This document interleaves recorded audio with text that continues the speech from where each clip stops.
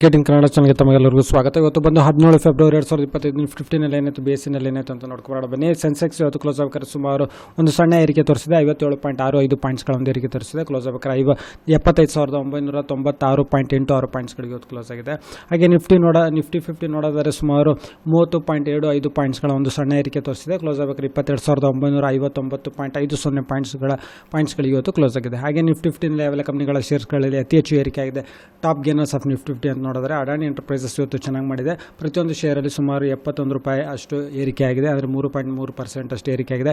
ಹಾಗೆ ಬಜಾಜ್ ಫಿನ್ಸರ್ವ್ ಶೇರ್ಸ್ಗಳಲ್ಲಿ IndusInd Bank, Power Grid, UltraTech Cement, Adani Ports, Coal India ಶೇರ್ಸ್ಗಳು, ONGC, Grasim Industries, HDFC Bank ನೋಡಿದರೆ ಇವತ್ತು ಕ್ಲೋಸ್ ಆಗಬೇಕಾದ್ರೆ ಸುಮಾರು 1,717 ರೂಪಾಯಿ 30 ಪೈಸೆ ಕ್ಲೋಸ್ ಆಗಿದೆ.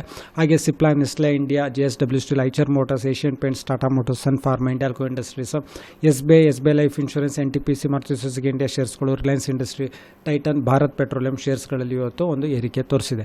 ಹಾಗೆ IPO ನೋಡಿದರೆ Royal Arc Electrode Limited SME IPO ಇದು ಸುಮಾರು 0.65 ಟೈಮ್ಸ್ ಅಷ್ಟೇ ಸಬ್ಸ್ಕ್ರಿಪ್ಷನ್ಸ್ ಆಗಿರೋದು ರಿಟೇಲ್ ಕ್ಯಾಟಗರಿನಲ್ಲಿ.